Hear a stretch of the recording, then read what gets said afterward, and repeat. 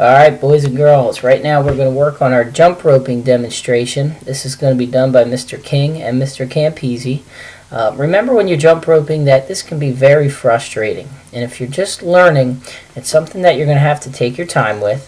It's something that, might not come to you right away, but you got to make sure you practice and you got to keep working at it. Try to not give up. Alright, and if you're not successful today, it's not a big deal. This is the first day we're doing it.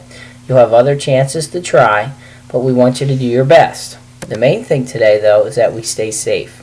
So watch Mr. C. He's going to put his toes to the rope. When we put our toes to the rope, we do this every time before we start jump roping. If you look at his toes, they're standing on the rope here. And this is to prevent that rope from swinging around and hitting other people before we actually get started. So before Mr. C starts his forward jump, he's going to look to his right of his body by looking over his shoulder. And right now he's making sure that there's nobody next to him or nobody too close to him. So he looks to his right. Then what he's going to do is look to his left. He's going to look on this side. Nobody's there, coast is clear. And then the last thing he has to do is look behind him. So he checks behind him, make sure that his rope won't hit anybody or anything behind him. Then for the forward jump, he puts his feet in front of his rope, okay?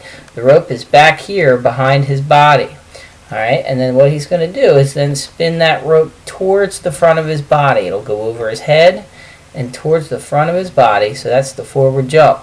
Now as he does this, notice where his hands are.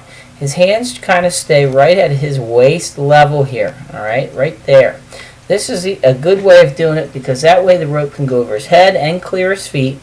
And all he needs to do now is these baby little jumps. All right? Watch how his feet come off the ground. There's not too much space right here between the ground and his feet. It's just a baby little jump. All right? Let's watch how this works when Mr. C jumps. He takes these tiny little jumps.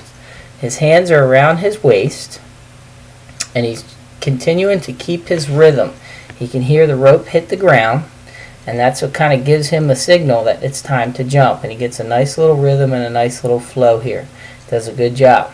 Alright, now I'm going to demonstrate the backward jump. So to do that, I have to take a step back. So now the rope is in front of my body here. And what I'm going to do is I'm going to swing the rope backwards over my head. And then I'm going to jump the rope as it hits behind my feet. So here I go. I keep my hands again by my waist. The rope's going behind my body, and once I hear that rope hit the ground, that's when I jump. That's kind of my signal, so you want to try to listen to the rope, okay? Now, if you're having trouble where the rope is hitting the ground and it keeps hitting your feet and you're having trouble with the timing, you can try this side jump. Watch how the side jump works. I have both hands on the handles here. Alright, my goal is to swing the rope so that it stays around this area on the side of my body, okay? I do not want to have the rope go around my head like this. I'm not swinging it like a lasso. Alright, and I also don't want the rope over in this direction or over in this direction because then it can start hitting people and whipping people. It is not a whip, it's just a jump rope. So watch how this works. I keep it on the side of my body and I'm just practicing jumping the rope. Now notice it's on the side of my body so I can't mess up with my feet. It's not going to hit my feet, but I'm just getting the timing down.